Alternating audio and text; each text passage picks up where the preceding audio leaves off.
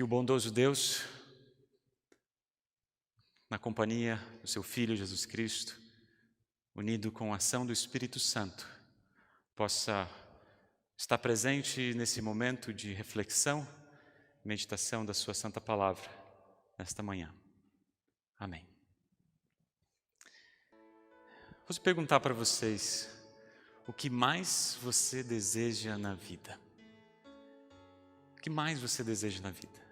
Se fôssemos perguntar, talvez 99% da população hoje diria o quê? O que vocês acham que hoje as pessoas iriam pedir? Eu creio que é a vacina do Covid-19. Tenho certeza, 99% da população desejariam hoje a vacina, para que os problemas que a gente está convivendo agora não existam mais, né? Que a gente possa continuar a seguir a nossa vida em frente. Após 6 meses, estamos novamente aqui reunidos em culto. E não sei para o pastor Alaor, que está mais tempo nessa congregação, mas ver os bancos, de certa forma, minimamente preenchidos, já nos enche de alegria. E nos enche de alegria o fato de você também estar conectado, estar junto conosco nesse momento de culto e de louvor ao nosso Deus. Talvez eu e você, ao longo desse período, nós pedimos ao Senhor aquilo que o salmista colocou no salmo de hoje, dizendo: a Deus eu pedi apenas uma coisa, e o que eu quero é só isso, que Ele me deixe viver na sua casa todos os dias da minha vida, para sentir maravilhado a sua bondade e pedir a sua orientação. Eu fico pensando o que nos leva a querer ou a desejar estar na casa de Deus. O que nos leva a desejar estar reunidos em casa com os nossos amigos, com os nossos familiares, em momento de culto. Eu fico pensando, dentro de tantas coisas que a gente poderia desejar, por que a gente deseja também estar aqui? Vamos olhar para o Salmo. Vocês podem ler depois com calma em casa, mas o salmista poderia ter pedido várias outras coisas. Por exemplo, proteção para ele e sua família, já que eles viviam num contexto de guerras, contexto de dificuldades, no contexto de tribulação. Eles poderiam ter pedido uma vida um pouco melhor, uma vida mais tranquila, uma vida mais segura, uma vida com mais conforto, uma vida com mais prosperidade, qualquer coisa. Porque ele deseja estar na casa de Deus. A única coisa que ele pede é estar em comunhão com o Senhor. Eu me pergunto por quê. Eu creio que conviver com as promessas de Deus, estar conectado com o Salvador, saber dos desejos do coração do Senhor, também faz e molda a minha e a sua vida. Às vezes temos dificuldades em colocar em prioridade as coisas que são de Deus. Colocar em primeiro lugar aquilo que Deus deseja na nossa vida. Muitas vezes nós fugimos, nós vamos para o outro lado daquilo que Deus deseja para a nossa vida. Contato com a palavra e com os meios da graça. Mas eu penso que valorizar aquilo que Deus valoriza não significa deixar de lado família, amigos, trabalho, lazer. Muito pelo contrário. Valorizar as coisas que Deus valoriza é dar prioridade às coisas que Deus nos dá.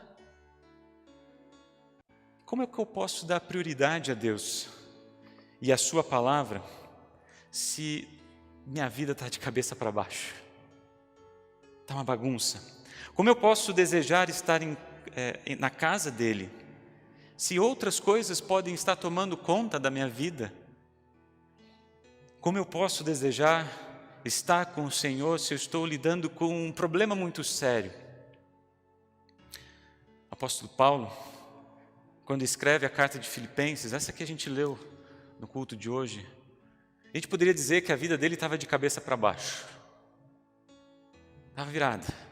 Não sei se era aquilo que ele desejava. Eu não sei, eu não desejaria também estar preso. está na prisão. Mas ele foi preso porque estava falando do Evangelho, estava falando a respeito da salvação de Cristo Jesus. Ali, isolado, privado de muitos confortos e em grande sofrimento, poderíamos dizer que tudo estava dando errado na vida dele. Mas ao invés de ele observar as coisas negativas, as dificuldades, ele deu prioridade para as coisas de Deus. E quando a gente olha aquilo que ele escreveu nesses breves versículos, a gente se assusta. Ele diz assim: meus irmãos, eu quero que vocês saibam que as coisas que aconteceram ajudaram de fato no progresso do Evangelho. Toda a guarda do palácio do governador e todas as pessoas que aqui estavam, ficaram sabendo que eu sou servo de Cristo. E a maioria dos irmãos, vendo que eu estou na cadeia, tem mais confiança no Senhor. Então eles têm mais coragem para anunciar a mensagem de Deus. Olha só que interessantíssimo. Ele deseja o progresso do Evangelho. Ele diz: todos que estavam ali reunidos, os guardas do palácio e também aqueles que estavam como prisioneiros, todos sabiam que ele era o servo de Cristo. E todos que conheciam o apóstolo Paulo, porque ele estava na prisão, tinham mais confiança e coragem para falar a respeito da sua esperança no lugar onde eles estavam. Muitos de vocês acompanharam a mensagem que o pastor Alaor fez na semana passada. Deus transforma o mal em bem. E a história que ele usou para refletir sobre esse tema foi da história de José com seus irmãos. Uma rica história. José, ele foi vendido como escravo. José foi acusado de assédio sexual. José ficou preso por vários anos. A gente poderia dizer também, a vida dele estava de cabeça para baixo. Tudo estava errado na vida dele. Parecia que nada estava dando certo para ele. Se Deus chegasse para ele antes dele ser vendido pelos seus irmãos e dissesse: olha, você vai ter vários anos na sua vida que você vai sofrer, mas olha, no final, você vai salvar milhares de pessoas de fome, inclusive os seus próprios familiares. Imagine se a gente tivesse condições de saber o que vai acontecer lá na frente. Às vezes de uma situação ruim, negativa que eu passo hoje. Talvez a gente olharia de uma forma diferente as dificuldades que a gente passa. Mas Deus não nos adianta o que Ele vai transformar a maldade da situação que está diante de nós em bem, mas a gente tem essa promessa. Mas seria muito pouco resumir toda essa história de José apenas que ele salvou milhares de pessoas, não de fome. O pastor Alaor foi mais fundo do que isso. Ele disse que essa narrativa nos leva a compreender mais profundamente a respeito da reconciliação e do perdão, da oportunidade de José demonstrar na sua vida, mesmo diante das dificuldades, que Deus é bom, que Deus é misericordioso, da grandeza de Deus. Toda a sua história, esse era o foco, esse era o grande objetivo dessa narrativa que a gente tem logo do Novo Testamento, da história de José. Paulo, José. Quantas situações assim também não acontecem conosco? A perda de um emprego, uma doença na família, a perda de um ente querido, a briga de um familiar, o divórcio, não sei, tantas e tantas situações que a gente vê que são consequências da nossa pecaminosidade, da maldade do ser humano, mas que estão presentes, que a gente convive. Em momentos de grande luta e sofrimento, em momentos de adversidade, Deus, por meio do Espírito Santo, nos dá a oportunidade, coloca em nosso coração uma semente da fé que faz a gente desejar guiar outros para reconhecerem a grandeza de Deus. Em outras palavras, no meio caótico, muitas vezes, que a gente possa estar vivendo, Deus coloca no nosso coração o desejo de falar da sua esperança, de falar de quem você crê, de falar de Cristo Jesus e de todos que estão ao seu redor, reconhecerem sem sombra de dúvidas que vocês são filhos de Deus, que vocês são servos de Cristo. Diante de tudo isso, o que Deus deseja na tua vida? Qual é o desejo de Deus para você? O salmista desejou estar na casa de Deus. Paulo, apesar das adversidades, desejou que que através dele pudesse levar pessoas para Cristo. Agora, o Evangelho, essa narrativa que a gente acompanhou já algumas vezes ao longo desse culto, é o desejo de Deus de ir em busca do ser humano perdido. A prioridade de Deus de demonstrar o seu amor e a sua graça para mim e para você. Para deixar mais claro, só para a gente relembrar um pouco dessa história, ele conta uma parábola que que um dono tem uma vinha e que contrata trabalhadores para trabalhar naquela plantação de uvas. E vai bem cedinho para uma praça, contrata algumas pessoas que estavam ali e logo no início diz, olha, eu vou pagar uma moeda de prata, um denário, o trabalho de um dia. Depois vai em outro horário, ao meio-dia, às 15h, vai no final e diz, olha, ele não fala quanto que vai pagar, mas simplesmente diz, vou pagar o que é justo. Os trabalhadores que o dono encontrou eram diaristas. Eles viviam numa condição de grande dificuldade, de apreensão, porque eles não tinham certeza se teriam condições de levar para casa no final do dia o suprimento para sustentar os seus familiares. Pensem um pouco na situação.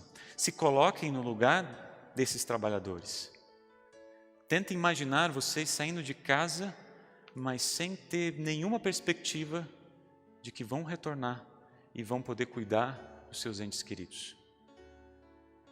Não é muito difícil de imaginar, sabe por quê?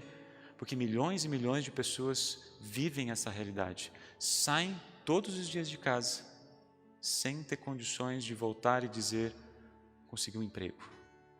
Olha, consegui algo para estar e cuidar de vocês, que são os meus mais preciosos bens que Deus me deu. Mas quando chegou a hora de pagar os trabalhadores, o dono fez um pedido estranho. É estranho. Paguem pelos últimos. Comecem pagando pelos últimos. Assim, quando o último recebeu uma moeda de prata, os outros que estavam observando começaram a pensar, vamos lá, eles receberam uma moeda de prata e trabalharam apenas 1 hora. Eu trabalhei 8 horas, então devo receber de acordo com aquilo que eu trabalhei. Mas quando eles viram que o Senhor pagou com igualdade a todos, seu coração começaram a dizer, isso não está certo, isso não é justo. Então o dono simplesmente falou, vocês estão com inveja porque eu sou generoso? Em primeiro lugar, precisamos compreender que Deus não age de acordo com a maneira como nós lidamos uns com os outros, como a maneira como nós desejamos as coisas. Isaías vai dizer, os meus pensamentos é voz do Senhor, os meus pensamentos não são como os seus pensamentos, e eu não ajo com vocês. Assim como o céu está muito acima da terra, assim os meus pensamentos e as minhas ações estão muito acima dos seus.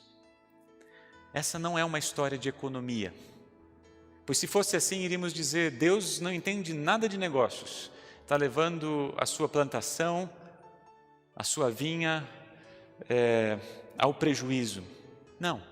Não é uma história de negócio, é uma história de amor, é uma história de misericórdia, é uma história que revela o coração de Deus e o desejo dele de salvar o ser humano pecador. É a história que revela um Deus que vai em busca do pecador, daquele que já havia perdido as esperanças, daquele que está voltando, está no ônibus, já indo para a direção para casa, e Deus vai lá, ó, você também é meu. É a história de um Deus que não abandona ninguém, mesmo que seja na última hora, trata todos de forma igual. A imagem da vinha para mim é a mais especial, porque é ali o lugar onde Deus manifesta a sua graça.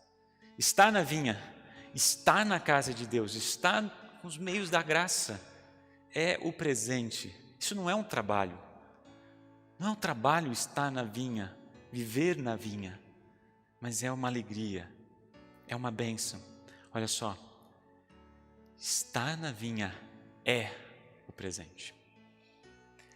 Contudo, nós não estamos reunidos aqui porque merecemos estar aqui, mas porque Deus, no seu infinito amor, nos convidou, nos chamou, nos conduziu a estarmos aqui, a estarmos reunidos em comunidade.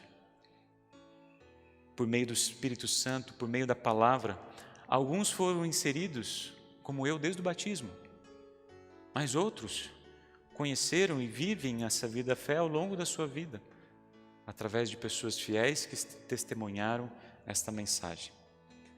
O contraste é que os primeiros trabalhadores não acharam justo que, estando na vinha, recebessem a mesma quantia do que aqueles que vieram por último. Queriam ser recompensados de forma diferente. Por isso nós não podemos dizer: ei, você que está chegando agora, não ache que você vai ter mais direitos do que eu, porque eu estou aqui muito mais tempo que você.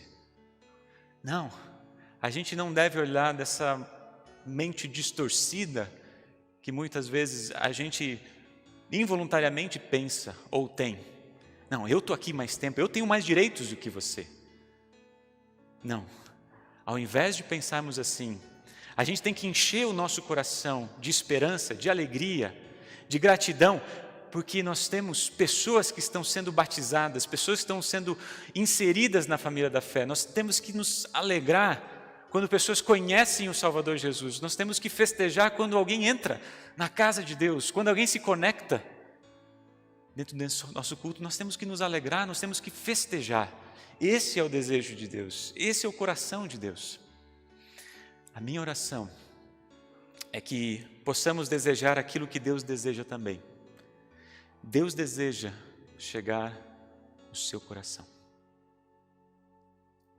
Deus deseja que você viva unido com Cristo Jesus todos os dias da sua vida. Deus deseja caminhar com você.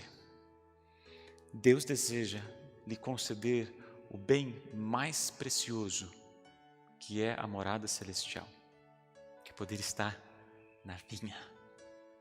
Percebam, o desejo de Deus não é abstrato, é real, é concreto. Não é para algumas pessoas apenas, mas ele é dado para você. Hoje, Deus está te dando, por meio do Espírito Santo, o perdão dos seus pecados e a nova vida em Cristo Jesus. Por meio do Espírito Santo, Deus te dá de presente o Salvador Jesus nas suas vidas. Mas isso não significa que ter esse presente, estar aqui presente, que vocês não vão viver dificuldades ao longo do seu caminhar, que o pecado, o mundo e a nossa natureza não vão tentar nos afastar cada vez mais de estar em contato com o nosso Deus. Assim como aconteceu com o apóstolo Paulo, pode acontecer conosco. Assim como aconteceu com José, pode acontecer conosco. Talvez já esteja acontecendo com vocês. De uma grande luta, de uma grande dificuldade, de um grande desafio que vocês estejam enfrentando.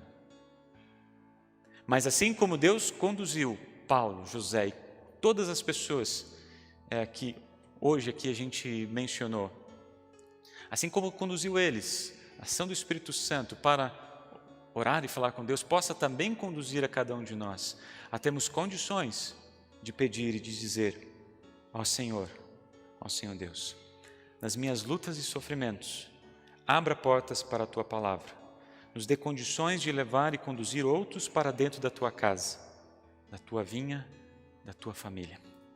Com corações alegres e unidos em Teu nome, possamos permanecer fiéis a Ti até a hora final. E ao longo da nossa vida, da nossa caminhada como filhos Teus, possamos ser preenchidos com a Tua vontade, com o Teu desejo, que é levar outros à fé. Por Cristo Jesus.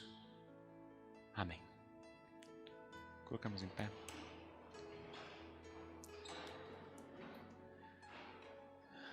Senhor, agora despedes em paz o teu servo, segundo a tua palavra, porque os nossos olhos já viram a salvação, a qual preparaste a face de todos os povos.